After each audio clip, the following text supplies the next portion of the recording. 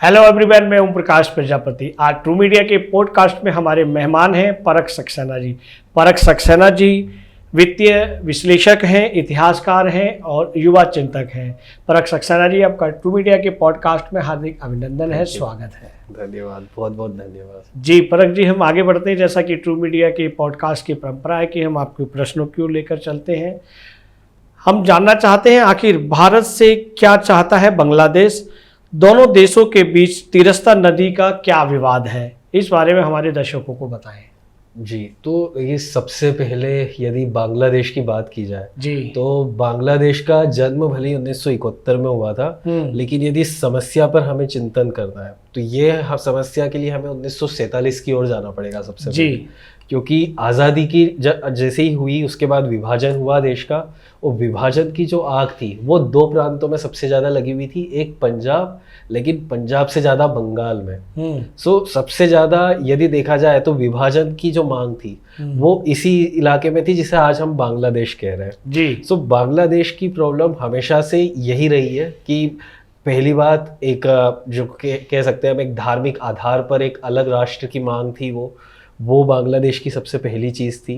तो इस वजह से भले ही 1971 में वो भी जानते हैं भारत ने समर्थन किया, भारत के समर्थन से हम अलग हुए हैं, इनसे पाकिस्तान से जैसे तैसे आज़ादी मिली, लेकिन अब जैसे जैसे समय बीतता गया अब प्रश्न सबसे बड़ा ये नहीं रहा कि पाकिस्तान ने क्या किया था या जनरल नियाजी क्या कर रहा था ईस्ट पाकिस्तान में या बांग्लादेश में।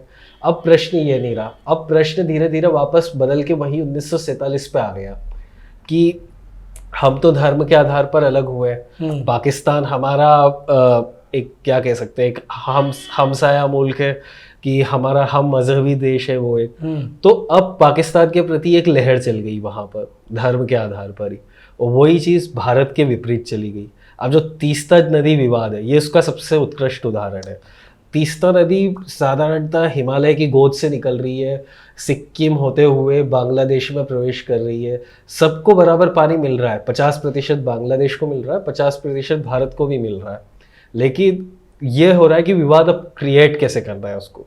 अब क्योंकि अब हो ये गया कि भाई भारत की वजह से ही तो आज़ादी मिली है, सेना हमारी उतनी मजबूत है नहीं कि 1965 71 99 की तरह कोई युद्ध लड़ सको। तो अब इसके लिए किया क्या जाए, तो सबसे अच्छी चीज़ ये लगती है कि हाँ कोई विवाद अगर नहीं है तो पहले बनाया जाता है, जो कि हर जगह राजनीति में होता ही है कि विवाद नहीं है तो विवाद को बनाओ, और विवाद बनाने के लिए फिर कुछ देशों का साथ भी मिल जाता है। जैसे तीस्ता नदी का जो डैम प्रोजेक्ट है उसको चाइना फंड कर रहा है, तो सीधी सी बात है चाइना के ही इंजीनियर रहेंगे जो उन्हें बताएंगे कि नहीं आपको इतना पानी नहीं, इतने की ज़रूरत है, आपको इलेक्ट्रिसिटी यहाँ से इतनी इसकी आवश्यकता है, भारत आपका ये दबा कर बैठा हुआ है। इस तरह से एक इर्द गिर्द बांग्लादेश के इर्द गिर्द एक माहौल चीन ने बना रखा है कि क्या करना है, और जो बाकी जो बची कुची कसर है वो बांग्लादेश खुद से पूरी कर रहा है। बांग्लादेश के जो कट्टरपंथी है वो उस चीज़ को पूरा कर रहे हैं। बिल्कुल बिल्कुल। परख जी, अभी आपने बताया कि हमारी सेना इतनी मजबूत नहीं है जो 71 और 65 जैसे युद्ध लड़ सके। कैसे मजबूत नहीं है, थोड़ा इसे विस्तार से ये मैं बांग्लादेश की सेना के लिए बात कर रहा था जी। क्योंकि बांग्लादेश की जो इस समय स्थिति है वो इस समय यदि सोच सकते कि चलिए भारत में एक सीधी सैन्य घुसपैठ कर देते हैं, क्योंकि वो उस स्थिति में है नहीं कि 1965 भी कुछ थी। और सबसे बड़ी बात इसमें अच्छी चीज़ ये रही है 1971 से 2024 तक इन 53 सालों में यदि देखा जाए तो बांग्लादेश में या तो अस्थिरता का युग रहा या फिर एक बहुत ही प्रो इंडिया गवर्नमेंट रही। तो उस गवर्नमेंट ने हमेशा इस चीज़ पर विचार किया कि म्यांमार और भारत से ही सिर्फ बॉर्डर शेयर हो रही है, म्यांमार से कोई युद्ध होगा नहीं और भारत से तो लड़ने का कोई मतलब ही नहीं है, क्योंकि लड़ने से पहले उन्हें परिणाम पता है उसका क्या होगा। क्या बात है। तो उस वजह से उन्होंने कभी सेना पे खर्च ही नहीं किया। उन्होंने खर्च इसी बात पर किया टेक्सटाइल को कैसे बढ़ाना है, और दुर्भाग्य देखिए टेक्सटाइल पर भी उन्होंने जो इन्वेस्टमेंट किया वो किया वाया सब्सिडीज, या जिसको हम इकोनॉमिक्स की भाषा में बोलते हैं ऑपरेटिंग एक्सपेंसेस। उन्होंने ऑपरेटिंग एक्सपेंडिचर बढ़ाया, कैपिटल एक्सपेंडिचर नहीं बढ़ाया उस पर। तो ये वजह रही कि कुछ टाइम के लिए तो उनका टेक्सटाइल मार्केट बहुत ऊपर गया और फिर नीचे डाउन आने लग गया, और इस सब के चक्कर में सेना अलग वैसी कमज़ोर बैठी रही उनकी। तो बांग्लादेश की सेना अगर आज भी टॉप कंट्रीज़ की लिस्ट देखो कि किस देश की सेना सबसे मजबूत है, तो बांग्लादेश आपको दूर दूर तक नहीं दिखेगा, मतलब वो टॉप 50 में भी इस समय उपस्थित नहीं है। तो ये बांग्लादेश जी जी परख जी, हम आगे बढ़ते हैं। जैसा कि हम भारतीय हिंदी सिनेमा में कुछ डायलॉग्स सुनते हैं कि अगर भारतीय सुसु करना शुरू कर दे बांग्लादेश की ओर तो वो बह जाएगा, ये कहाँ तक सही है? नहीं, ठीक है, तो मुहावरे तो असल में बहुत सारे अतिशयोक्ति भी होते हैं, मगर शायद उससे उनका अर्थ यही होगा कि यदि भारतीयों को जिस दिन थोड़ा सा भी गुस्सा आया, जो एग्रेशन इस समय बांग्लादेश की ओर से दिखाया जा रहा है, वहाँ के अल्पसंख्यकों के लिए कह लीजिए या भारत के लिए कह लीजिए, मैं काफ़ी सारे मीम्स भी देख रहा था उनके ओर से, तो उसमें वो भारत की जो पूर्वी राज्य है उन्हें वो बांग्लादेश में मिलाने का सपना देख रहे हैं कि भारत का बंगाल तो मिलेगा ही मिलेगा, साथ में असम और जितनी भी 7 सिस्टर्स हैं वो भी हम उसी में मिक्स करेंगे। लेकिन वो सपने उनके इतने बड़े हैं, लेकिन आज हकीकत ये है, जिस इस्कॉन मंदिर को जलाया था, बाढ़ आने पे अब उसी इस्कॉन मंदिर में वो शरण ले रहे हैं वहाँ पर ढाका में। तो ग्राउंड रियलिटी बहुत अलग होती है। जी, हवा में बात करना एक बात होती है, ग्राउंड रियलिटी काफ़ी अलग होती है। और वो बात सही है कि अगर भारतीयों को जिस दिन थोड़ा भी गुस्सा आया, मुझे नहीं लगता बांग्लादेश के खिलाफ भारत ब्रह्मोस या अग्नि मिसाइल को यूज़ कर रहा होगा। हम एक नॉर्मल AK-47 लेके भी अगर भारतीय सेना जाएगी तो शायद 15-20 दिन ज़्यादा से ज़्यादा उसमें बांग्लादेश नीचे बैठा होगा। बहुत अच्छी बात परख जी आपने बताई। आपने फिल्मों के उदाहरण को भी सटीक करके हमें समझाया और हमारे दर्शक निरंतर आपको सुन रहे हैं और बहुत ही पसंद कर रहे हैं और लाइक और शेयर भी कर रहे हैं। हम आगे बढ़ते हैं प्रश्नों की ओर। भारत और बांग्लादेश के बीच वर्तमान में किन किन प्रमुख मुद्दों पर बातचीत चल रही है? इस समय जब से शेख हसीना को पावर से हटाया गया बांग्लादेश में, उसके बाद यदि आज की परिस्थिति में देखा जाए तो सबसे बड़ा भारत के सामने जो प्रश्न है वो यही होगा कि शेख हसीना का क्या भविष्य होगा। क्योंकि इस समय शेख हसीना भारत में शरण लेके बैठी हुई है और ये अब तय मान के चलिए, बांग्लादेश में भले ही अभी अंतरिम सरकार बनी हुई है, लेकिन जब एक प्रॉपर सरकार वहाँ पर बनेगी तो वो एंटी शेख हसीना ही आने वाली है। और उसकी सबसे पहली डिमांड यही होगी कि शेख हसीना के खिलाफ जो इन्होंने इन्हीं 10-15 दिनों में 30 के करीब उन्होंने केस दर्ज कर दिए, तो उनकी पहली शर्त यही होगी कि शेख हसीना बांग्लादेश के लिए एक क्रिमिनल है और आपने उसे शरण दी हुई है, तो आप उसे वापस भेजिए। और दूसरी सबसे बड़ी बात यह आ जाती है कि शेख हसीना बेटी है मुजीबुर रहमान की, जो बांग्लादेश के फाउंडिंग फादर है। तो और जब भारत ने ही जब पाकिस्तान का बंटवारा करवाने में मदद की थी, तो सबसे बड़ा रोल यदि बांग्लादेश की ओर से देखें तो इन्हीं शेख मुजीबुर रहमान का था। फिर जब शेख मुजीबुर रहमान का कत्ल हुआ, उसके बाद शेख हसीना को भारत ने शरण दी। उस समय भी एक शरण दी थी 1975 से 81 तक, मतलब करीब 6-7 साल भारत में रही वो उस समय भी। तो ये कहीं ना कहीं एक नैतिक अब एक चुनौती भारत के सामने आने वाली है, क्योंकि शेख हसीना को यदि आप बांग्लादेश को हैंडओवर नहीं करोगे तो द्विपक्षीय संबंध बिगड़ेंगे। अगर आप हैंडओवर नहीं करते हो, उसको कर देते हो आप हैंडओवर एक बार को सोच के कि ठीक है राष्ट्रीय हित पहले, तो कल को ये भी एक भारत की इंटेंशन पे हमेशा प्रश्न उठेंगे कि किसी ने भारत में शरण मांगी और वो सुरक्षित नहीं रहा। और वो जो हम बोल रहे हैं कि नया भारत, ये उस चीज़ को नेगेटिव सेंस में ले जाएंगे कि देखो आज का भारत ये हो गया, एक समय था। और फिर उसमें राजनीतिक एंगल आ जाएंगे, क्योंकि शेख हसीना को जब 1975 में शरण दी गई तब प्रधानमंत्री कोई और थे, सरकार किसी और की थी। आज सरकार एकदम किसी और की है, तो भारत के अंदर एक राजनीति शुरू हो जाएगी। तो इस समय बांग्लादेश के साथ जो सबसे बड़ा मुद्दा है शायद से वो यही होगा शेख हसीना का। दूसरा जो हमने तीस्ता नदी का डिस्कस किया वो तो एक अपने आप में है ही। तीसरा इसमें कुछ सीमा विवाद भी है भारत और बांग्लादेश के बीच में कुछ, हालांकि वो इतना बड़ा विषय नहीं है। 2014 में उसके ऊपर संधि पत्र पर हस्ताक्षर हो चुके थे और अभी तक जब से अंतरिम सरकार बनी है बांग्लादेश में, उन्होंने अभी तक इस चीज़ पर कोई संज्ञान लिया नहीं है जी। लेकिन दूर भविष्य में यदि सिर्फ भारत को टीज करने के लिए, परेशान करने के लिए यदि ये लोग कुछ एक्शन लेते हैं, तब फिर स्थिति थोड़ी और गंभीर होगी। तब शायद एक बार को भारत भी ये सोचे कि ठीक है, आज का अब जो हमारी 5000 साल पुरानी नीति चल रही थी कि कभी किसी दूसरे देश पे आक्रमण नहीं करेंगे, दूसरों के मामलों में हस्तक्षेप नहीं करेंगे, शायद कहीं ना कहीं अब फिर भारत वो सोचने पर विवश होगा। जी जी जी परख जी, हम जैसा कि आपने बताया कि बांग्लादेश के जो शेख हसीना है उसको भारत ने शरण दी हुई है और उसके नुकसान भी हो सकते हैं और फ़ायदे भी हो सकते हैं। जब बांग्लादेश में शेख हसीना को लेकर जब वहाँ उपद्रव हो रहा था, दंगे हो रहे थे, तो उसके छींटे भारत में भी पड़े। इस विषय में क्या कहना चाहेंगे? भाई ये तो हमेशा ही होगा, जब क्योंकि पड़ोसी के घर में आग लगेगी तो तापमान कहीं ना कहीं हमारे घर का भी बढ़ेगा। बिल्कुल तो सही कह रहे हैं। वही चीज़ थोड़ी बांग्लादेश में हुई है जी। और यही जो गलती मतलब हर एक कमज़ोर देश ने की है, या आप किसी भी देश को ले लीजिए, अफ्रीकन कंट्रीज़ की बात कर रहा हूँ मैं, लाइबेरिया हो गई या कोई भी अदर कंट्री, लीबिया है वहाँ पर, अल्जीरिया, इन कंट्रीज़ ने जो गलतियाँ की थी, ठीक वैसी की वैसी गलती बांग्लादेश ने दोहरा दी। ये ठीक है, आपको एक राजनीतिक उथल पुथल मचानी थी, आपने मचा दी। उसके बाद आपने वहाँ के अल्पसंख्यकों को टारगेट करना शुरू कर दिया और अल्पसंख्यकों में भी आपने खास एक उस कम्युनिटी को भी चुना जिसकी बहुसंख्यक आबादी आपके ठीक बगल में है। बिल्कुल। और जो इस समय साउथ पोल का लीडर है।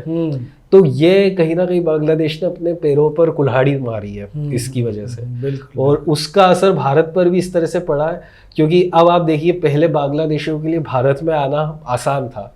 पहली बार शायद ये सुनने में आ रहा है मुझे 1971 से पहले, मतलब बांग्लादेश के केस में तो पहली बार ही हो रहा है, उससे पहले तो ईस्ट पाकिस्तान था, कि पहली बार ऐसा हुआ है कि भारत और बांग्लादेश का बॉर्डर सील हो गया है कि कोई आ जा नहीं सकता वहाँ। वाह वाह। अभी आपने चर्चा की परख जी भारत और बांग्लादेश के सीमा विवाद की, इसके समाधान के लिए क्या क्या कदम उठाए जा रहे हैं? जी, तो समाधान के लिए देखिए, भारत की नीति तो हमेशा से एक ही रही है कि हम विकास करना चाहते हैं, आप भी प्रगति करो, हम भी प्रगति करते हैं, मिलके काम करते हैं। हमने तो याद है कि बांग्लादेश को छोड़िए, हमने तो पाकिस्तान को भी ये बोल के रखा है कि जो सिल्क रूट था, आप वापस से उसको शुरुआत कीजिए, जो अखंड भारत के समय हुआ करता था कि राजस्थान से ऊँट पे सामान जाता था, लाहौर, पेशावर, काबुल, कांधार होते हुए फिर वो रास्ता सीधा आपको मध्य एशिया से जोड़ देता था। तो भारत ने तो अभी तक, मतलब एक ये कह लीजिए कि जब तक ये उड़ी अटैक नहीं हुआ था तब तक भारत ने उस चीज़ की वकालत की थी कि आप वापस से जितना, क्योंकि ये बात सही है, एक अर्थव्यवस्था का जो क्षेत्र है, यूरोप में देखिए आप कितनी लड़ाइयाँ हुई है पहले। बिल्कुल। लेकिन वो लड़ाइयाँ बंद हो गई। क्यों? क्योंकि यूरोपियन यूनियन बना, ट्रेड सिस्टम शुरू हो गया। सबको पता था अगर एक ने दूसरे पे हमला किया तो पूरी लॉजिस्टिक्स गड़बड़ा जाएगी। बिल्कुल। तो ये चीज़ हमारे आसपास के देशों को समझनी चाहिए। अब भारत तो समझ रहा है, और भारत समझ रहा है इसी वजह से देखिए आईमेक कॉरिडोर तो स्टार्ट भी हो गया। पर देखिए दुर्भाग्य यही है कि आईमेक कॉरिडोर भारत से डायरेक्ट सऊदी अरब को जोड़ रहा है। अब कितना अच्छा होता है यदि पाकिस्तान इस बीच सपोर्ट कर रहा होता। सोच कर देखिए, अफगानिस्तान में राजनीतिक स्थिरता होती, ईरान में राजनीतिक स्थिरता होती, तो ये सब भी इस कॉरिडोर का भाग बने होते। और जो सऊदी अरब आज उसके लिए क्यों इतना ज़्यादा ललायित हो रहा है, क्योंकि उसकी डिपेंडेंसी हट जाएगी ऑयल से अगर ये कॉरिडोर बन जाता है। वही इन लोगों को बेनिफिट मिलता उसी बात का। तो यही इस समय हमारे आसपास के देशों को करना चाहिए, बांग्लादेश को खास करके, क्योंकि बांग्लादेश ने अभी इतना तो महसूस कर लिया, 20 दिन में उनकी टेक्सटाइल इंडस्ट्री पूरी ठप हो चुकी है, पूरे एक्सपोर्ट्स गिर चुके हैं, फॉरेन रिजर्व कुछ बचा नहीं है। तो ऐसे स्थिति में बजाय कि इस चीज़ पे गौर करने की कि हमारा मजहब क्या है, हमारा तो हिंद महासागर पार करके अरब महासागर होते हुए जो पाकिस्तान है उसके साथ हमारे टाइज है, ना कि जो जमीन जिनसे जुड़ी हुई है उनसे टाइज होंगे। तो जब तक ये तो लॉजिकल बातें हैं, मतलब शायद जो राजनीति में जिसका पहला दिन होगा वो भी इस बात को समझेगा कि क्या बांग्लादेश को नहीं करना चाहिए और ये क्यों कर रहा है। बिल्कुल। तो इस चीज़ पर बांग्लादेश का फोकस होना चाहिए। बाकी भारत की नीति तो अभी वसुधैव च कुटुम्बकम, सर्वे भवन्तु सुखिनः, वही भारत तो अभी भी उन्हीं रास्तों पर बैठा हुआ है। बट इससे पहले कि भारत के रास्ते बदल जाए, आसपास के देशों को उस चीज़ से समझ लेना चाहिए। वाह वाह, ये कहें कि चेतावनी है आसपास के देशों के लिए, चेतावनी है और एक इंडिकेशन है कि, क्योंकि एक धैर्य की भी एक सीमा होती है, एक सहनशीलता की भी सीमा होती है। अभी भारत जरूर थोड़े आंतरिक चीज़ों से घिरा हुआ है, अर्थव्यवस्था, पर आप एक बात सोच के चलिए, 2047 को अज्यूम कीजिए जब भारत एक विकसित देश बन चुका होगा, ये जो गरीबी बेरोजगारी वाली समस्याएं चल रही ये सब भारत ओवरकम कर चुका होगा। और उस टाइम भी अगर बांग्लादेश पाकिस्तान यदि रहे तो उस समय भी यदि इन्होंने उसी प्रकार से आंखें दिखाने की कोशिश करी तो क्या आपको लगता है भारत आज जितना सहिष्णु रहेगा फिर? क्योंकि उस समय फिर भारत में भी यही मांग उठेगी कि ठीक है, अब आप तो जवाब दो, जो सरकार जवाब देगी हम उसे दिल्ली में बिठाएंगे। वाह। तो वो चीज़ शुरू हो चुकी होगी भारत में। तो काफ़ी कम समय बचा है, मतलब काफ़ी लोगों को लग रहा है कि भारत के लिए चुनौतियाँ खड़ी हो रही है, पर असल में चुनौतियाँ खुद उन्हीं देशों के लिए खड़ी हो रही है। वाह वाह वाह, परख जी आपने बहुत सारी अच्छी जानकारी दी है हमारे दर्शकों को। और हम बात करते हैं पाकिस्तान की या बांग्लादेश की, वहाँ अक्सर पिछले 10-15 सालों में तख्ता पलट की सरकारें आती हैं और जी। वहाँ सेना जो है वहाँ राज्य करती है या व्यवस्था संभालती है, और वहाँ फिर भूखमरी की स्थिति भी आ जाती है, जी। चाहे वो बांग्लादेश है या पाकिस्तान है। तब इन सब घटनाओं के बावजूद भी ये सुधरते क्यों नहीं है, ये संभलते क्यों नहीं है? जी, इसका कारण उनके नामों में है। जैसे आप बताइए, हिंदुस्तान का मतलब क्या हुआ? हिंदुओं का देश। अफगानिस्तान का क्या मतलब हुआ? अफगानों का देश। अब आप बताइए पाकिस्तान का क्या मतलब हुआ? कुछ मतलब नहीं हुआ, अर्थ ही नहीं है उस देश का कुछ। ये एक अननेसेसरी एक रिलीजियस कियोस्क कह लीजिए, उसके तहत पैदा हुई कंट्रीज है। बिल्कुल। मतलब 15 अगस्त 1947 को देश आज़ाद हुआ, बंटवारा हुआ, लेकिन 14 अगस्त तक मैं गारंटी से बोल सकता हूँ मोहम्मद अली जिन्ना को शायद पता भी नहीं होगा कि 15 अगस्त को देश चलाना कैसे। उसे ये नहीं पता होगा कि टैक्स व्यवस्था कैसी रहेगी, मुझे कैसे एक्सपेंडिचर करना है, क्या मेरा सोर्स ऑफ रिवेन्यू होगा। ये मोहम्मद अली जिन्ना को पता ही नहीं था। उसे सिर्फ एक चीज़ पता थी कि कैसे भी करके अंग्रेज जा रहे, अंग्रेजों के जाने के बाद मुझे पूरे ये जो क्षेत्र है इंडियन सब कॉन्टिनेंट या भारतीय उपमहाद्वीप कहते हैं, यहाँ पर फिर से मुगल सल्तनत स्थापित करनी है। और उसका आइडिया यही था कि पहले पाकिस्तान बना के अलग देश लेंगे, बड़े बड़े हथियार बनाएंगे वहाँ पे, उससे भारत पर आक्रमण करेंगे। और एक थ्योरी है पाकिस्तान में कि एक आसानी से एक मुसलमान 4 हिंदुओं को मार देता है, ये पाकिस्तान में एक थ्योरी है। तो उन्होंने उसी थ्योरी को आधार बना के वो देश लिया।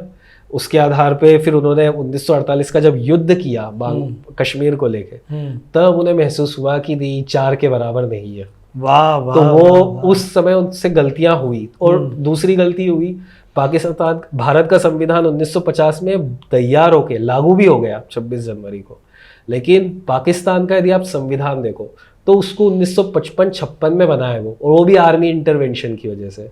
तो ये प्रॉब्लम रही। पाकिस्तान एक देश नहीं है, वो एक मिलिट्री व्यवस्था ही रही है शुरू से। उसका उद्देश्य वही था कि किसी भी तरह बस भारत पर हमला करना है, हिंदुओं को हटाना है, मुगल सल्तनत लानी है। वो पुराने वो ख्याली पुलाव जो थे उनके, वो उसी में बैठे हुए थे। और यही जो फाउंडेशन थी उसी ने उनको आगे चल के नुकसान पहुंचाया जी। क्योंकि आर्मी का अगर रूल आ गया है तो अब आर्मी किसी भी हाथ में उस रूल को जाने नहीं देगी अपने हाथ से। और फिर वो हुआ, आप देखिए पाकिस्तान के पहले प्रधानमंत्री लियाकत अली खान, हत्या कर दी गई उनकी, महज 4 सालों में हत्या हो गई उनकी। और हत्या किस कारण पे हुई आपको सुन के बड़ी हंसी आएगी। उन्होंने एक बार बोल दिया था कि देखो पाकिस्तान में जो हिंदू रह रहे हैं, देखा जाए तो पाकिस्तान की अर्थव्यवस्था यही चला रहे हैं, क्योंकि बंदरगाह हो गए या व्यापार हो गए उस पर ये सिंधी और पंजाबियों का ही कब्जा है पूरा। तो एक काम करते हैं, ये जो रिलीजियस परसिक्यूशन हो रहा है ये सब छोड़ो, और पाकिस्तान में जो पुराने हिंदू मंदिर हैं एंशियंट, उन्हें वापस से उनका पुनरुत्थान करते हैं, ताकि हो सकता है इससे टूरिज्म बढ़ जाए, क्योंकि भारत के लोग तो आना पसंद करेंगे। ये लियाकत अली के पॉइंट्स थे। 2 दिन बाद उनको गोली मार दी गई। तो ये हाल है पाकिस्तान। तो ये दिक्कतें हैं। जहाँ आर्मी इस्टेब्लिशमेंट है वहाँ पर आपको हर 4-5 साल में सुनने को मिलेगा तख्ता पलट। फिर सीधी सी बात है, आर्मी सरकार नहीं चला सकती। बिल्कुल सही बात है, वो सुरक्षा करेगी या सरकार चलाएगी। परख जी बहुत अच्छी आप जानकारियाँ दे रहे हैं, इतिहास से जुड़े हुए हैं, बहुत अच्छा लग रहा है, बड़ी रोचक जानकारी दे रहे हैं।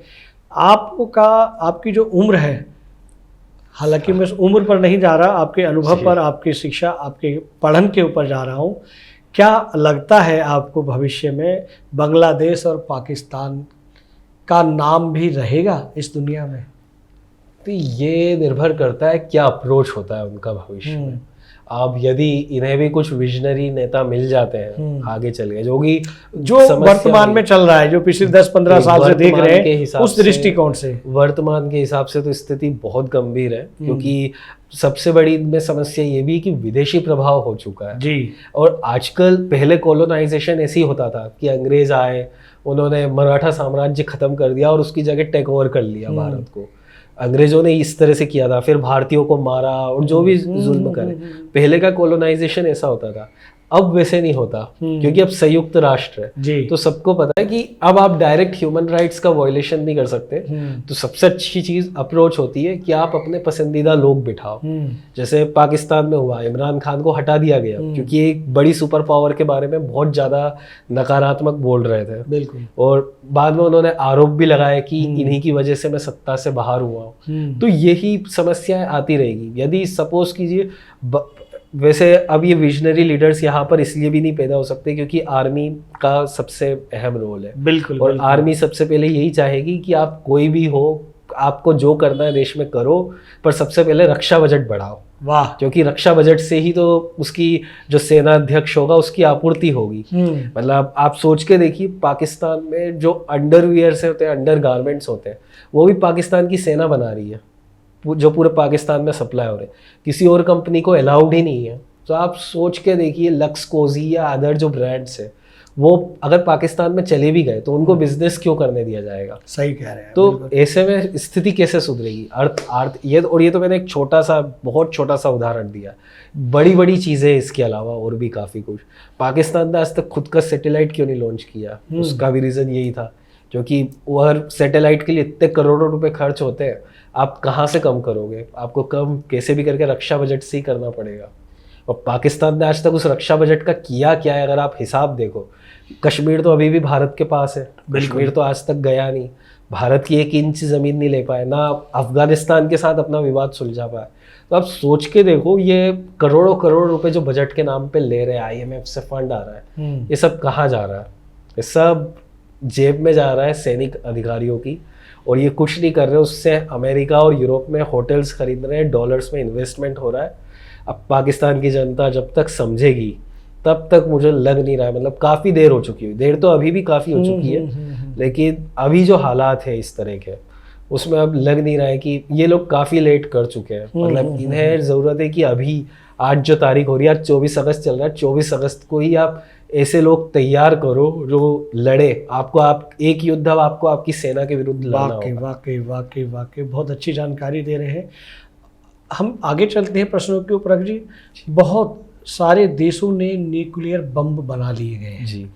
अगर कभी ऐसी स्थिति आती है कि किसी देश ने उस न्यूक्लियर बम को छोड़ दिया या दाग दिया किसी भी देश के ऊपर, तो देश के अंदर, जैसा कि एक पुराना इतिहास है, हिरोशिमा जापान में एक बम गिराया गया था, जिसके बाद अभी भी आज की पीढ़ियां भी अपाहिज पैदा हो रही हैं। अगर ऐसा कोई देश ऐसा कर देता है किसी भी कारण से, तो इस विश्व का क्या होगा? इन आसपास के देशों का क्या होगा? उन न्यूक्लियर बम्बों का क्या होगा? न्यूक्लियर बम जब बनाए गए थे तो इन्हें हर देश ने इसी उद्देश्य से बनाया हुआ है ताकि हम पर कोई हमला ना करे। तो असल में देखा जाए तो अच्छी बात ये भी है परमाणु बमों की कि ये ज्यादातर देशों ने सिर्फ इसलिए बनाए हुए हैं कि हम पर कोई दूसरा परमाणु बम ना, मतलब ये दिखाने के लिए कि ये असला आप छोड़ते तो हमारे ऊपर भी है, हमारे पास भी है असला, बिल्कुल, तो कोई ना छोड़े, ऐसा विवाद ना बढ़े। आप विस्तार से बताएं। जी, जैसे अभी इस समय आप देखिए, भारत ने जब परमाणु परीक्षण किया था, तब अटल बिहारी वाजपेयी जी ने ये बात कही थी कि भारत इसका प्रयोग कभी नहीं करेगा, लेकिन यदि भारत के विरुद्ध इसको किसी देश ने प्रयोग किया तो फिर हम उस देश का नक्शा मिटा देंगे। ये वाजपेयी जी के शब्द थे जी। तो ये वाजपेयी जी के शब्द थे उस समय। तो यहाँ पर और ऑलमोस्ट हर कंट्री ने यही अप्रोच किया। आप देखिए, हिरोशिमा नागासाकी के बाद तीसरा कोई उदाहरण मिला भी नहीं है। अब इस समय रूस यूक्रेन का युद्ध चल रहा है, बिल्कुल, रूस के पास भी परमाणु बम है, यूक्रेन के पास नहीं है, लेकिन वो सिर्फ इसी वजह से प्रयोग नहीं कर रहा है क्योंकि वो इसका प्रयोग करेगा जब एक एक्सट्रीम सिचुएशन बनेगी, जब उन्हें लगेगा बस क्रेमलिन में अब यूक्रेन की सेना घुसने वाली है, अब कुछ नहीं बचा, तब हो सकता है वो सोचे। और उस समय वो सोचेगा, करेगा नहीं तब भी, क्योंकि परमाणु बम के बारे में डिसीजन लेना, ये मतलब इस समय जैसे अभी हम स्टूडियो में बैठे हैं और हम एक सोचे कि चलो बम से खुद को उड़ा लें, तो वो उस समय वो जो दिमाग में हमारे अवचेतन मन में जो चीज़ें चल रही होगी वो हर राष्ट्र प्रमुख के मन में उस समय चल रही होगी कि इतिहास उसे कैसे याद रखेगा, सबसे बड़ी चीज़। बहुत अच्छे, बहुत अच्छे। तो ये सब चीज़ें हैं। तो न्यूक्लियर बम, लेकिन अगर हाँ फिर भी अगर इन सब के बावजूद कोई प्रयोग कर देता है, अब महाभारत में भी बड़े बड़े अस्त्र शस्त्र प्रयोग हुए थे और आप देखिए सिविलाइजेशन उसके बाद से गड़बड़ आ गई, एक अलग तरह की सिविलाइजेशन उसकी जगह पर आई जो काफ़ी पिछड़ी हुई थी। महाभारत और रामायण का जो काल यदि आप देखें, लोग काफ़ी ज़्यादा प्रोग्रेसिव थे, काफ़ी आगे थे इन सब चीज़ों में, लेकिन उसके बाद से डिक्लाइन शुरू हो गया, उसकी जगह फिर अंधविश्वासों ने ले ली। तो वही होगा, सभ्यता पूरी खत्म नहीं होगी, मगर सभ्यता में नकारात्मक परिवर्तन इतने आ चुके होंगे कि उसको सुधारने में, अभी आप यहाँ पर ही देख लीजिए, हजारों साल पुरानी चीज़ें सुधारने में अब तक गम्मज हो रही है समाज की। बिल्कुल सही। तो उस समय भी वही हो रहा होगा। यदि भगवान से प्रार्थना कीजिए कोई देश ऐसा करे ना, अगर कर देता है और अगर ये पूरी सिविलाइजेशन पे असर करता है तो काफ़ी गंभीर परिणाम होंगे। परख जी, आपने बात की महाभारत की कि उसमें अस्त्रों को प्रयोग किया गया। मैंने कुछ पुस्तकों में पढ़ा है कि आज से 200 साल 300 साल पहले हमारे, या उससे पहले की हमारे पूर्वजों की उम्र 900 वर्ष हुआ करती थी, 900 वर्ष तक जीते थे। उसके बाद जो मैंने देखा, अब मेरे जो दादा दादी हैं वो 100-125 साल तक जी रहे हैं। वर्तमान में मनुष्य की उम्र कम हो गई है, जीने की उम्र कम हो गई है, उनकी हाइट कम हो गई है। और ऐसा क्यों हो रहा है? ये हम लोग शरीर से भी कम हो रहे हैं, शारीरिक मानसिक रूप से भी कम हो रहे हैं, और जीवन लीला से भी कम हो रहे हैं। यही सिविलाइजेशन का प्रकोप है जी, जिसकी मैं बात कर रहा था। महाभारत, जैसे अभी महाभारत की बात की हमने, आप सोच कर देखिए महाभारत के युद्ध को रोकने में सबसे ज्यादा कोशिश किसने की? ब्लेम भी उसी व्यक्ति पे लगता है महाभारत करवाने का, कृष्ण भगवान ने जी। वही उनको ही पता था कि मैं हस्तिनापुर शांति प्रस्ताव लेके जाऊंगा तो दुर्योधन मेरी बेइज्जती करने वाला है, लेकिन उसके बावजूद वो गए, उन्होंने अपना अपमान भी सहा और उसके बाद आके फिर वो उन्होंने युद्ध के लिए आह्वान किया। तो कारण ही वही था, वो इसीलिए चाहते थे कि युद्ध ना हो, क्योंकि उन्हें ही पता था इसका असर पूरे सिविलाइजेशन पे पड़ेगा। और वो पढ़ना शुरू हुआ क्योंकि जब ऋषि मुनियों ने, तपस्वियों ने इस चीज को देखा कि हमने जो आविष्कार किए थे, जो खोज की थी, हमने जो मनुष्य का ज्ञान दिया था, ये देखिए मनुष्य उसको इस तरह से ले जा रहा है। हर व्यक्ति तो युधिष्ठिर नहीं है इस जमाने में, ये उन लोगों ने उस समय समझा। और यही कारण था कि फिर ऋषि मुनियों ने वापस से वनवास, हिमालय और उधर का रास्ता अपनाया। फिर कोई ऋषि मुनि आपको राजमहल में नहीं दिखे। और यही चीज भारत को फिर ले डूबी, क्योंकि जब जो जहाँ से ज्ञान आ रहा था, जो आपको ज्ञान का सही से इंटरप्रिटेशन करके बता रहे थे, वो सब लोग इधर उधर अस्त व्यस्त हो चुके थे, उनका ही जनजीवन अस्त व्यस्त हो चुका था। उनकी जगह फिर कुछ अलग तरह के लोगों ने ले ली। उन्होंने कहा नहीं, आप तो कर्मकांड कीजिए, यज्ञ क्या होता है, आप तो हवन कीजिए, ऐसा कीजिए, ये इतना चढ़ाइए, पशु की बलि दीजिए या प्रसाद चढ़ा दीजिए, ये चढ़ा दीजिए, भगवान से वो मांगिए, इससे मिलेगा। क्योंकि महाभारत के समय का भारत ऐसा था ही नहीं। आपने कितनी बार ऐसा सुना होगा कि हाँ भाई अर्जुन किसी मंदिर में गया, उसने नारियल चढ़ाया या ये बांधा होगा पेड़ पर, ये सब चीज़ें उस समय होती ही नहीं थी। लोग बड़े प्रैक्टिकल थे, विज्ञान को समझते थे उस समय के लोग। पर उसके बाद से यही प्रॉब्लम हुई, क्योंकि ज्ञानी जन युद्ध के बाद उस देश को छोड़ना शुरू कर देंगे। जर्मनी में क्या हुआ, हिटलर ने मारा इतने वैज्ञानिक, यहूदी सबसे ज़्यादा मारे उसने, यहूदी सबसे बड़े वैज्ञानिक थे, उन्होंने जर्मनी छोड़ दिया। और जो जिस वजह से जर्मन टेक्नोलॉजी और ये सब चीज़ों का नाम था, सब डिक्लाइन होने लगी, सब अमेरिका शिफ्ट हो गया। तो ये सब समस्या है। किसी भी देश में कोई युद्ध होता है तो उसके नकारात्मक प्रभाव उस देश पर पड़ते हैं। बिल्कुल आप ये कहना चाहते हैं। बहुत अच्छी विस्तृत जानकारी आप दे रहे हैं परख जी। हम आगे बढ़ते हैं। अभी महाभारत की चर्चा चल रही है, श्री कृष्ण की चर्चा चल रही है, तो हम ये भी जानना चाहेंगे कि महाभारत, रामायण, कृष्ण जन्म या वृंदावन में जन्मे जो भी पात्र हैं, जिन्होंने उन पात्रों को जिया है, जिन्हें हम पुस्तकों में पढ़ रहे हैं, और वो एक पूजनीय हैं, उन्हें हम पूज रहे हैं, क्या ये मनुष्य जीवन इन्होंने जिया, या ये इतने बुद्धिजीवी थे, या सिर्फ ये पात्र हैं, किसी लेखक ने इनको लिखा है और अपनी पुस्तकों, ग्रंथों में इनको एकत्रित किया है? असलियत में क्या माजरा है नहीं नहीं जी, देखिए पात्र तो ये बिल्कुल नहीं है जी। ये बिल्कुल आप ये कह लीजिए एक जमाने के भारत के सुपर हीरोज है ये, क्योंकि ये वो लोग थे जिन्होंने चीज़ों को काफ़ी बारीकी से समझा। इन्होंने उन सब चीज़ों पे, जैसे श्री राम ने वनवास का रास्ता चुना, तो इन्होंने उन सब चीज़ों को समझा कि हाँ राजमहल ये सब कुछ नहीं है। मतलब इन्होंने उस चीज़ को समझ लिया कि सत्ता सिर्फ सुख भोगने का साधन नहीं है, सत्ता के साथ एक कर्तव्य आता है, और उस कर्तव्य का निर्वहन यदि हम ठीक से कर रहे हैं तो ही आने वाली पीढ़ी हमें याद रखेगी। आज 5000 7000 साल हो गए, हम क्यों उनके बारे में चर्चा कर रहे हैं? यदि ये पात्र होते कब के भुला दिए होते। अलिफ लैला के बारे में तो कोई बात नहीं करता, हातिम के बारे में कोई बात नहीं करता, बातें इनके बारे में क्यों हो रही है? क्योंकि पात्र नहीं थे, उन्होंने सच में उनके अचीवमेंट्स हैं, उनकी उपलब्धियां हैं उस जमाने के हिसाब से। तो ये कहना तो बिल्कुल गलत बात होगी। हाँ, जहाँ तक बात ईश्वरवाद की आ जाती है तो भारत में एक और चीज़ कही जाती है। वाजपेयी जी की मैं बात कर रहा था, वाजपेयी जी को ही कहा जाता है था कि ये 20वीं सदी के आजाद शत्रु है। अब हो सकता है 2000 साल बाद जब साहित्य बदले और वो लोग इस चीज़ को पढ़े तो वो ये कहेंगे अजात शत्रु ने अगला जन्म लिया और वाजपेयी जी के रूप में पैदा हुआ हो। फिर उसके बाद हो सकता है और 2000 साल बाद साहित्य बदल जाए तो कुछ हो सकता है। अब हम तो यहाँ पे 5000 साल बाद बैठे हुए हैं, तो यही चीज़ राम और कृष्ण पर भी लागू होती है। उस समय वो जब थे, आप सोच के देखिए, हनुमान चालीसा तो अभी लिखी गई 500 साल पहले, उससे पहले लोग भूत कैसे भगाते होंगे? तो जाहिर सी बात है ये सब बाद में बनाई गई चीज़ें। जब लोगों ने समझ लिया राम और कृष्ण के आज को हम फॉलो नहीं कर सकते ठीक से, उनके बनाए रास्तों पर नहीं चल सकते, तो क्या उसका सॉल्यूशन निकाला जा सकता है? सो बेस्ट सॉल्यूशन होता है उन्हें भगवान घोषित करो। उन्हें, देखिए मैं वैसे पूजा का विरोधी नहीं हूँ, मैं पहले बता रहा हूँ, लेकिन मैं जस्ट फैक्ट्स पे बात कर रहा हूँ जो इतिहास में हुआ है जी, उसी के आधार पर मैं बोल रहा हूँ।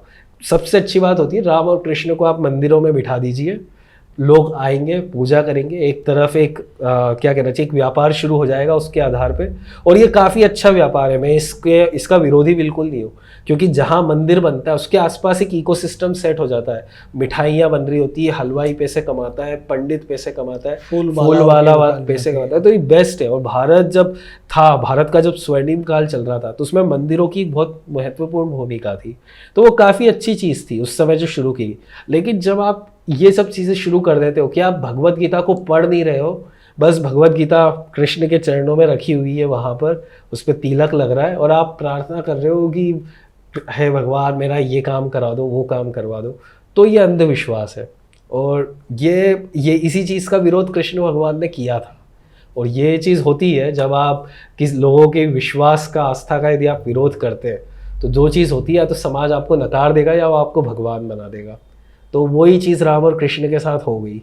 दुर्भाग्यवश जनता नहीं चाहती थी कि उनके बनाए पग चिन्हों पर चला जाए। एक राजा क्यों चाहेगा कि मैं एक ही पत्नी रखूं, मैं राम की तरह ही रहूं? बिल्कुल, सीता का हरण हो गया, राम की जगह कोई दूसरा राजकुमार होता, सीता हरण के बाद वो दूसरी किसी लड़की को देखना शुरू कर देता, या हो सकता है वो शूर्पणखा का प्रस्ताव उसी समय एक्सेप्ट कर लेता। तो ये चीज़ हो सकती थी, पर राम ने ऐसा कुछ किया नहीं, और ये करना बहुत भारी काम है जो राम ने किया। तो बेस्ट ऑप्शन यही है कि घोषित करो राम तो भगवान थे इसलिए उन्होंने ऐसा किया, मैं थोड़ी ना भगवान, मैं तो ये क्या बात है, क्या बात है। ये हुआ है, ईश्वरीकरण उनका जबरदस्ती करके उनके साथ अन्याय किया गया। जबकि ईश्वर तो कहे कि मनुष्य अगर उनकी राह पर चलता है तो वो हमेशा सकारात्मक रहेगा और समृद्ध रहेगा, लेकिन वो कठिन यात्रा है जीवन की, इसलिए नहीं चल पाते, इसलिए उन्हें भगवान घोषित कर दिया। हालांकि उसमें कोई बुराई नहीं है, आप भगवान घोषित करो, मंदिरों में रखो, लेकिन सबसे बड़ी बात यह है कि यदि आप राम को सामने रख रहे हो और रामायण का आपको कोई ज्ञान ही नहीं है, रामायण आप पढ़ नहीं रहे हो, तो फिर वो निरर्थक है। और रामायण पढ़ना भी, मतलब मैं पन्ने पलटने की बात नहीं कर रहा हूँ, चीज़ें समझ में आनी चाहिए वो सारी, कि क्या राजनीतिक परिदृश्य उस समय के भारत में थे, किस आधार पे सबने अपने अपने निर्णय लिए, और अब 2024 के भारत के हिसाब से हमें क्या सोचना है, क्या। जी जी जी जी, ऐसा भी कहा जाता है कि भगवान कृष्ण को मैनेजमेंट गुरु की संज्ञा दी गई है। बिल्कुल, ये किस तरह से? सबसे बड़े मैनेजमेंट गुरु, क्योंकि सच में वही है, और खासकर कि यदि मतलब मैं उन्हें विदेश नीति का जनक भी कह दूं अंतर्राष्ट्रीय स्तर में, तो उनसे अच्छा व्यक्ति कोई नहीं हो सकता उस चीज़ में, क्योंकि हर चीज़ उन्होंने प्रॉपर ढंग से चीज़ों को समझा है, कभी भावनाओं में नहीं बहे, जब उन्होंने देखा जरासंध मथुरा पे आक्रमण कर रहा है, दिक्कतें आ रही है, और आगे चल के सबसे बड़ी चीज ये कि जरासंध सबसे बड़ी समस्या नहीं रहेगा, आने वाले समय में भारत की समस्या होगी हस्तिनापुर की जो आंतरिक लड़ाई है वो। तो हम जरासंध से उलझे रहेंगे या हस्तिनापुर को संभालेंगे। इसलिए उन्होंने कहा कि सबसे पहले यादवों को सही जगह पे लाना जरूरी है ताकि यदुवंशी सबसे पहले सही सलामत रहे। तो उन्होंने इसलिए निर्णय लिया कि ठीक है मथुरा छोड़ते, जाकर द्वारिका बसाई अपनी, अलग एक वो कर लिया। मथुरा वापस जब जरासंध ने भी कब्जा हो गया मथुरा पे, जरासंध भी उसके बाद मतलब एक खाली हाथ ही लौटा, क्योंकि उसने भी सोचा था कि ठीक है अब द्वारका तो मैं आक्रमण कर नहीं सकता, चारों तरफ समुद्र से घिरी हुई है, मथुरा पे कब्जा हो गया है, अब क्या करूं। तो वो कहीं ना कहीं उसको बिना युद्ध लड़े कैसे हरा सकते जरासंध को, तो वो ऐसे हरा दिया उन्होंने उसको। क्या बात। जरासंध हमेशा बैठा रह गया कि ठीक है मथुरा है मेरे पास तो अब क्या करूं उसका। आप इमेजिन करिए कि भारत अगर एक खाली किसी द्वीप पे कब्जा कर ले तो उसका आपके मेरे जीवन पे क्या असर पड़ा। सही बात है, सही। तो वो चीज हो गई है काफी। तो ये जो मैनेजमेंट था कृष्ण का समझने का, जबकि मथुरा उनकी जन्मभूमि है, चाहते तो एक इमोशनल अटैच कर सकते थे जैसे भारत के पुराने राजाओं ने किया, और सजा आज तक हम भुगत रहे हैं उसकी। बिल्कुल। तो वो गलतियां कृष्ण भगवान ने नहीं की, और इसीलिए वो मैनेजमेंट गुरु है। क्या बात है, क्या बात है परख जी, बहुत अच्छी जानकारी हमारे दर्शकों को दे रहे हैं, बहुत अच्छा लग रहा है, हमें भी प्रसन्नता हो रही है। हम आगे बढ़ते हैं कि अभी हाल ही में कोलकाता में एक हादसा हुआ है, एक महिला डॉक्टर को उसके साथ में गलत कृत्य किए गए हैं और उसकी हत्या की गई, और पूरे देश में इसका असर पड़ा है। हड़तालें हो रही हैं, डॉक्टरों ने हड़ताल की है, हालांकि ये हड़ताल ख़त्म हो चुकी है लेकिन हुई है। इससे हजारों लाखों तीमारदार और मरीज परेशान हुए हैं। ऐसे हादसे हर 6 महीने या 1 साल में देश के कोने में कहीं भी किसी भी राज्य से कुकुर मुत्ते की तरह उग जाते हैं, निकल आते हैं। ऐसा क्यों होता है और इन पर अंकुश क्यों नहीं लगता? ये देखिए बहुत गंभीर समस्या है ये जी। ये मैं क्योंकि जब निर्भया कांड हुआ था दिल्ली का, वो भी पहला तो नहीं था, उससे पहले से काफी जुड़े, बट वो पहला केस था जो रिपोर्ट हुआ प्रॉपर्ली, जिस पर सरकार ने भी एक्शन लिया था। तो उसके बाद ये लगा था कि शायद अब चीजें सुधरेगी, लेकिन जो देखने पे आ रहा है वो ये कि चीजें बद से बदतर होती जा रही है। बिल्कुल। और इसमें आप किसी एक चीज का योगदान नहीं कह सकते। 3 साल की बच्ची का भी रेप हुआ है, तो आप ये नहीं कह सकते कि वो उसके कंसेंट से हुआ है। 3 साल की बच्ची क्या कंसेंट देगी, उसको कुछ समझ में नहीं आता। एक केरल में एक फादर ने एक नन के साथ किया, तो अब आप ये नहीं कह सकते कि कपड़ों के आधार पे हुआ है। वो नन पूरा कपड़ा हमेशा पहन के रहती है।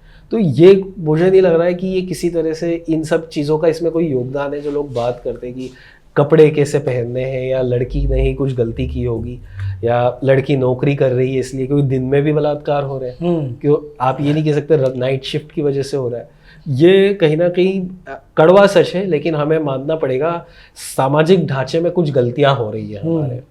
और सामाजिक ढांचे में जो गलतियां हो रही है वो ये है कि समाज में खुलापन भी है, लेकिन उससे ज़्यादा कहीं ना कहीं एक कंजर्वेटिज्म है समाज के अंदर।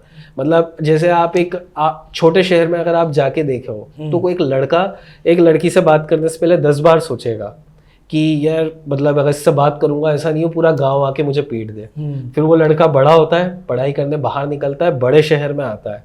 तो जब वो थोड़े बड़े शहरों में आता है, लखनऊ भोपाल जैसे शहरों में, तब उसके मन में कॉन्फिडेंस बनता है कि हाँ देखो हाथ मिला रही है लड़की, उसके लिए एक बड़ी चीज हो जाती है लड़की ने हाथ भी मिला लिया। तो अब वो दिल्ली मुंबई जैसे बड़े शहरों में आ जाता है, यहाँ पे लड़कियां थोड़ा सा और कहीं हक कर लिया या इस तरह की कुछ घटनाक्रम हो गए, तो इसका वो हमेशा गलत मतलब निकाल लेता है, क्योंकि वो शुरू से उस चीज का आदी नहीं है, इतने खुलेपन का वो आदी ही नहीं है। और जब वो गलत मतलब निकालता है तब उसके अंदर वासना जागती है और फिर ये सारी गलतियां वो करता है। तो ये शुरुआत हो रही है उसके शुरुआत से ही। तो ये जो शुरुआत हुई है उसके आसपास के परिवेश से या शहरीकरण से, तो इसमें भी जो परिवार के जो संस्कार होते हैं उनका क्या असर रहता है? वो संस्कार भी तो रोकते हैं कि हमारे माता पिता ने ये कहा ऐसा नहीं करना है, या महिला का सम्मान करना है, बेटी का बहन का सम्मान करना है। 80% असल में वही कारण है। 80% तो परिवार का ही कारण होता है, क्योंकि ये पूरा आपका घर से ही कैसा सिस्टम चल रहा है। पेरेंट्स को इस चीज़ को एनालाइज करना चाहिए। जैसे काफ़ी केसेस में, जैसे मैंने अपने पर्सनल लाइफ के बारे में बता रहा हूँ, यहाँ पे काफ़ी सारी चीज़ें मैंने ऑब्जर्व की थी। जब निर्भया कांड हुआ था उस समय, तो उस समय मम्मी ने मुझे तो नहीं बोला, बट हाँ मतलब जब ये कांड चल रहा था उस टाइम पे टीवी को देख के बोला था कि हाँ अगर ऐसे कोई मेरी जान पहचान वाला लड़का कर दे तो मैं उससे, क्या बोलते हैं, मैं उससे सारे संबंध खत्म कर दूँ। अब सीधी सी बात है, वो कहीं ना कहीं वो चीज़ मेरे ही ऊपर आती है। बिल्कुल, जब कहा जा रहा है तो पूरे समाज के लिए कहा जा रहा है। अब मुझे 12 साल बाद भी वो बात याद है, तो और किया भी नहीं है मैंने ऐसा कुछ कि उनको मेरा, लेकिन भय तो है, डर तो है कि ऐसा नहीं करना। बिल्कुल, लेकिन वो डर बैठ गया वाकई कि भाई अगर ये कुछ आपने सोचा, आप ये समझ लो कि घर पे आपका घर नहीं है आपके पास, वो अगर डर अगर ये समाज में हर उसमें बैठेगा, हर लड़के में अगर ये चीज़ बैठेगी, वो हर लड़का तो देखिए नहीं सोचता है वैसे, लेकिन हाँ मतलब जहाँ पर कंजर्वेटिज्म ज़्यादा है, काफ़ी कंजर्व सोच के लोग काफ़ी ज़्यादा है, वहाँ पर लड़कियों को वैसी आज़ादी नहीं है। खासकर उन घरों में पेरेंट्स को ही इन सब चीज़ों को समझना होगा, बेटे को बताना पड़ेगा हर चीज़ एंजॉय करने के लिए नहीं है। जवानी है तो वो पूरी तरह से एंजॉयमेंट के लिए नहीं है। अगर रात में आप 4 लोग खड़े हो किसी सड़क पे और एक लड़की निकल के जा रही है, तो उसे सेफ फील करना चाहिए उस समय, ना कि वो और ज़्यादा डर जाए उस चीज़ से कि ये 4 लोग खड़े अब क्या करेंगे। तो व्यक्तित्व हमारा वैसा बनना चाहिए, और ये चीज़ पेरेंट्स ही बना सकते हैं। ये चीज़ें जैसे जब बचपन में आप सिखाते हैं कि कोई अनजान अंकल चॉकलेट दे, आप वो मत लो, वैसे ही उसी के साथ ये भी चीज़ सिखाओ कि वो लड़की खड़ी है, अननेसेसरी उसे जाके टच मत करो, बैड टच मत दो उसे, या फिर क्या बोलते हैं, ठीक है आप उससे हैंडशेक करो, उससे फ्रेंडशिप रखो, उसे कोई प्रॉब्लम आ रही है आप सॉल्व करो। जितना प्रॉब्लम सॉल्विंग सोसाइटी बनती जाएगी, बिल्कुल ये वाले प्रॉब्लम्स ऑटोमेटिक कम होते हैं, और ये इनमें ड्रास्टिक फॉल आएगा, एक बहुत ड्रास्टिक फॉल मिलेगा आपको दूर भविष्य में देखना। बिल्कुल, पर समस्या वही है, वो दूर भविष्य जब तक आएगा तब तक ऐसे हादसे कितने हादसे हो चुके होंगे, वो सबसे बड़ी समस्या। परख जी बहुत अच्छी जानकारी दी। अभी हमने संस्कारों की बात की, आजकल के जो नौजवान हैं, चाहे वो मेल है या फीमेल है, वो एकल रहना पसंद कर रहे हैं, और एकल रहते रहते उनकी मानसिक स्थिति बहुत ज़्यादा खराब हो जाती है। सोने का, उठने का, खाने पीने का, या अपनों के दूर रहने का कारण क्या रहता है, और उसकी वजह से वो कुछ नशे की ओर भी बढ़ जाते हैं। तो ये आजकल के युवा एकल क्यों रहना चाहते हैं और इस तरह की प्रवृत्तियों को क्यों ग्रहण कर रहे हैं? और इसका सबसे बड़ा कारण है अस्थिरता जी। जैसे वही जो मैंने उदाहरण लिया, छोटे घर जगह से कोई बच्चा निकला है, बड़े शहरों में वो आया है। अब बड़े शहरों में आने का एक बहुत बड़ा कारण ये भी होता है, पड़ोस वाले शर्मा जी का बेटा ये कर रहा है तो तुम भी वही करो, उससे बेहतर करो, जी उससे बेहतर करके आओ कुछ। तो उससे बेहतर करना है, ठीक है, वो लखनऊ भोपाल गया, मैं दिल्ली मुंबई जाके दिखाऊंगा, चलो वो दिल्ली मुंबई गया, मैं न्यूयॉर्क जाके दिखाऊंगा। पर जब वो यहाँ आता है बड़े शहरों में की चकाचौंध जब देखता है, यहाँ की महंगाई को महसूस करता है जी, तब उसे महसूस होता है कि यहाँ की लाइफ उतनी आसान नहीं है जितनी मैं टीवी पर देख लेता हूँ कि हाँ ये चल रहा है, सब हो रहा है, सब चीज़ें उतनी आसान नहीं होती है, काफ़ी खर्चे हो रहे हैं यहाँ। तो ठीक है, वो छोटे शहरों में कम पैसे मिल रहे थे, बड़े में ज़्यादा मिल रहे हैं, लेकिन खर्चे भी उतने ही है। बिल्कुल। अब ऐसे में सोचने में आता है कि अगर मैं शादी भी कर लेता हूँ तो क्या ठीक से सर्वाइवल हो पाएगा। और इस बीच में उसने जो सोसाइटी के चेंजेस देखे, गांव से शहर, छोटे शहर से बड़े शहर, बड़े शहर से मेट्रो सिटी, ये जो उसने शहरों में परिवर्तन देखे, वो कभी एक तरह के इंसानों को समझ ही नहीं पाया। बिल्कुल। वो अभी तक वो ये भी नहीं समझ पाया कि गांव की लड़कियां कैसी होगी, या ये मैं लड़कियों के केस में ही बात कर रहा हूँ, जो लड़कियां गांव के लोग लड़के कैसे होंगे, छोटे शहरों के कैसे होंगे। उसके बाद में हमेशा एक डाउट बैठा होगा कि मैंने इतने धोखे खा लिए अभी तक, अगर मैंने शादी की और मेरे साथ भी कुछ ऐसा हो गया, गड़बड़ हो गई जैसे, और अभी डिवोर्स के केसेस काफी ज्यादा सुनने में आ रहे हैं, तो वो जब इर्द गिर्द डिवोर्स के केसेस सुन लेता है, देखो उसकी भी तो शादी नहीं चल पाई, तो आधा तो नेगेटिविटी यहीं आ जाती है।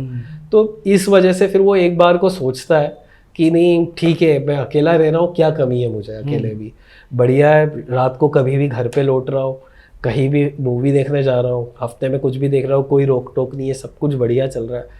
तो बढ़िया चल रहा है तो सब ठीक ही है, जॉब भी चल रही है, और आजकल हो भी गई लाइफ यही गई है, मंडे टू फ्राइडे सब जॉब कर रहे हैं, काफ़ी लोग सैटरडे को भी जॉब कर रहे हैं, सिर्फ संडे फ्री मिलता है उसमें घूम लेते हैं। तो अभी उन्हें पता नहीं चल रहा है, वो खालीपना वैसा दौड़ नहीं रहा है, वो मतलब वो एकल है पर उन्हें अभी एकल जैसा लग नहीं रहा है, क्योंकि लाइफ एंजॉय हो रही है। लेकिन जब दूर भविष्य में जब आप रिटायर हो जाओगे 10 साल 20 साल बाद बिल्कुल, जब तब आपको महसूस होगा कि नहीं, एक लाइफ पार्टनर की ज़रूरत थी, यही सब मूवीज़, पैसा, वो सब कुछ नहीं था वो, तो तब उस चीज़ को समझेगा, पर तब तक वही देर हो चुकी होगी काफ़ी। तो कहीं ना कहीं गलतियां हम वही दोहरा रहे हैं जहाँ जो जापान का समाज कर चुका है ऑलरेडी। जापान के समाज ने भी यही गलती की थी कि सब एकल रहना शुरू कर चुके थे, अब वही हुआ, पॉपुलेशन में ड्रास्टिक फॉल आया और अब वो जो स्थिति है वो हम सबके सामने है। परख जी, आपने बहुत सारी जानकारी दी कि एकल क्यों रहने पसंद करते हैं युवा, लेकिन वर्तमान में जो देखा जा रहा है, जो मेल और फीमेल जो वर्किंग होते हैं जी, वो जो है अपने लव मैरिज कर लेते हैं या अरेंज मैरिज कर लेते हैं, या जिस भी तरह से अपने परिवार को जोड़ लेते हैं, एक परिवार बना लेते हैं। फिर कुछ दिन बाद, जैसा कि अभी चर्चा में आपने बताया कि फिर कुछ दिन बाद वो भारत के न्यायालयों में तलाक लेने की कतार में बढ़ जाते हैं और वो संख्या दिन प्रतिदिन बढ़ती जा रही है। जी, नहीं, इसका कारण भी वही समाज में ही है। उसका क्या कारण क्या क्या ये इन सब पर हमारे सामूहिक परिवार का ना होना भी कारण हो सकता है? वो तो एक बड़ा कारण है ही जी। लेकिन आज स्थिति ऐसी है क्योंकि सब लोग बाहर निकलना पसंद कर रहे हैं, तो यदि सामूहिक परिवार है भी तो शायद से वो इतना प्रभावशाली ना हो, थोड़ा तो प्रभावशाली रहेगा पर उतना ना हो क्योंकि सब बाहर निकल जाते हैं बच्चे तो बिल्कुल बिल्कुल तो और ये जो डिवोर्स की प्रॉब्लम हो रही है उसका सबसे बड़ा कारण भी यही प्रॉब्लम है क्योंकि कंपैरिजन शुरू हो जाता है। चाचा ताऊ के बच्चों में कंपैरिजन हो रहा है, जी, मामा के साथ हो रहा है, बुआ के साथ हो रहा है, कंपैरिजन शुरू हो जाता है सोसाइटी में उसके बाद भी। तो और ये कंपैरिजन कहीं ना कहीं युवा पीढ़ी को ही सबसे ज्यादा काटने को दौड़ता है। बिल्कुल। तो ये आगे चल के डिवोर्स का एक बहुत बड़ा जो मुख्य भूमिका होती है वो यही होती है कि लड़की की उम्मीद होती है कि नहीं पति मेरा साथ दे उस चीज़ के लिए। पति की समस्या ये है कि वो बचपन से उस परिवेश में रहा है, अब यदि वो वहाँ की जो इस्टेब्लिशमेंट है उसको यदि चुनौती देगा तो वो जोरू का गुलाम कहलाएगा पीछे से। बिल्कुल। नहीं देगा तो उसके पत्नी के साथ संबंध खराब हो रहे हैं। वाकई। तो कहीं ना कहीं उसके मन में फिर वही चीज़ आती है कि मैं क्यों 2 साल पहले पुरानी शादी है उसके लिए मैं क्यों 25 साल पुराना जो मेरा इस परिवार से रिश्ता उसको खराब करूं। वाह। तो वो कहीं ना कहीं परिवार के प्रति अपनी श्रद्धा दिखाता है, पत्नी के लिए नहीं दिखाता है। दूसरी ओर पत्नी के साथ प्रॉब्लम ये है कि उसकी जितनी फ्रेंड्स है वो भी सब यही प्रॉब्लम्स फेस कर रही है, आपस में डिस्कशन हो रहा है तो वो दो मिल के 10-15 बन रहे हैं जबकि इतना बड़ा है नहीं, आपका नंबर तो खाली 2 ही है यदि देखा जाए तो ये प्रॉब्लम लड़कियों की तरफ से हो रही है। और वो वही हो रहा है, परमाणु बम से परमाणु बम टकरा रहे हैं और समाज का विध्वंस हो रहा है। समाज के साथ साथ में जो हमारा देश की जो आबादी है या जो संस्कार है या संस्कृति है या विकास है जी, जब तक हमारा मनुष्य स्वस्थ नहीं होगा, व्यक्ति स्वस्थ नहीं होगा तो क्या देश विकास कर पाएगा?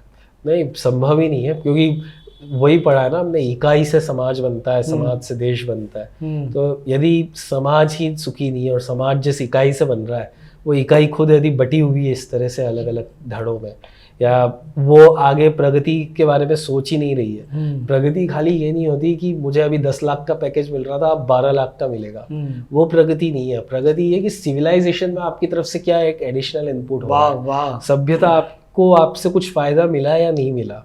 यदि आप सिर्फ आपने जन्म लिया, आपने सैलरी ली और उसके बाद आपकी डेथ हो गई जी, तो वो उसका कोई मतलब नहीं रह जाता, उस जीवन का औचित्य खत्म है।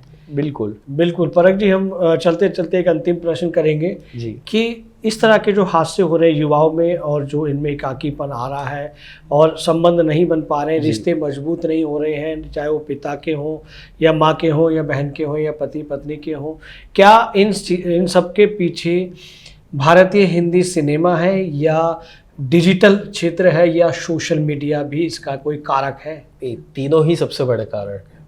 इन तीनों की अपनी अपनी बहुत बड़ी महत्वपूर्ण भूमिका है। सिनेमा को शुरू में जब दादा साहब फाल्के थे तब उस समय कहा जाता था कि ये समाज का दर्पण है, मगर अब उल्टा हो गया, समाज सिनेमा का दर्पण बनता जा रहा है धीरे धीरे।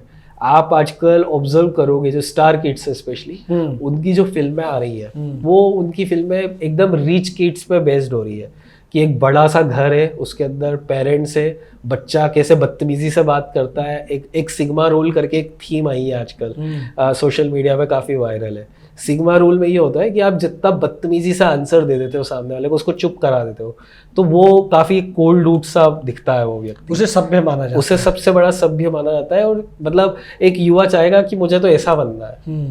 तो ये सब चीजें तो असर डाल ही रही है उस पर कहीं ना कहीं।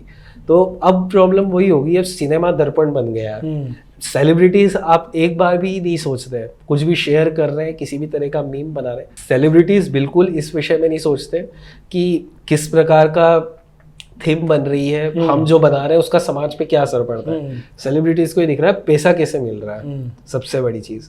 काफी प्रैंक वीडियोस बन रहे हैं, क्या बोलना चाहिए, एक्स्ट्रा मैरिटल अफेयर्स पर। ये काफी मतलब भद्दी बात है, ये शायद से वेस्टर्न कंट्रीज में ही फॉलो नहीं हो रहा है, पर यहाँ पे हो रहा है क्योंकि लाइक्स मिल रहे हैं, शेयर्स मिल रहे हैं, उसके पैसे, लोग पैसा कमा रहे हैं। तो ये बिल्कुल, ये का तो एक मुख्य प्रभाव जो हमें कहना चाहिए वो इन सब चीज़ों का पड़ रहा है आसपास। सोशल मीडिया क्या कर रहा है, यूट्यूब पर क्या हो रहा है, बॉलीवुड में क्या हो रहा है। हालांकि बॉलीवुड में आई है चीज़ें सुधारने वाली भी आई है, अच्छे नाम भी मैं बता सकता हूँ, TVF एक काफ़ी अच्छे कंटेंट बनाता है वो, लेकिन उनकी संख्या बहुत कम है। संख्या बहुत कम है। लेकिन आज से हम 30 दशक पहले की बात करें या 40 दशक पहले की बात करें तो भारतीय हिंदी सिनेमा में सिर्फ संस्कार, साहित्य और संस्कृति को ही सिखाया जाता था, सामूहिक परिवार दिखाया जाता था, चाहे वो नाटक होते थे या फिल्में हुआ करती थी। तो उस तरह की फिल्म नदिया के पार तो इस तरह की जो पारिवारिक फिल्में हुआ करती थी या नुक्कड़ नाटक होते थे या सीरियल होते थे, वो सिखाते थे कि कैसे दादाजी के साथ व्यवहार करना है, दादी जी के करना है, पति पत्नी के अंदर कैसे व्यवहार करना है, या पत्नी को या बहू को अपने सास ससुर के साथ कैसा करना है। तो वो वह सीख मिलती थी कि हमें ऐसा करना है। जो हम करते थे वो तो होता ही था, लेकिन फिल्में भी हमें कुछ सिखाते थे। लेकिन आजकल की फिल्में, आजकल के धारावाहिक, आजकल के सीरियल्स या आजकल की शॉर्ट फिल्में ये दिखाती हैं कि मेरे आज 4 बॉयफ्रेंड है, उसके 5 हैं, मैं उससे भी बात करूंगी, उसको। इन बातों पर ज़्यादा ध्यान दिया जा रहा है। इस विषय में हमारे युवाओं को क्या कहना चाहिए? ये जो आपने बिंदु उठाए पुरानी फिल्मों के, क्योंकि पुराना समाज भी वैसा था जी। वो गांव में रहना पसंद करता था, माता पिता के साथ रहना पसंद करता था। बहुएं अगर आती थी तो उनके मन में ये चीज़ होती थी कि अब जो है मेरे पास यही है। लेकिन अब कहीं ना कहीं पहले से एक चीज़ भी फिट कर दी जाती है, कोई भी दिक्कत आए हमें बताना। तो वो आजकल ससुराल से ज़्यादा वो हॉस्टल बन गया है वो, कि ठीक है जैसे हॉस्टल में पढ़ने के लिए जाते हैं, यहाँ पे रहने जा रहे हैं हम लोग, ये थोड़ी सी एक चीज़ आ जाती है।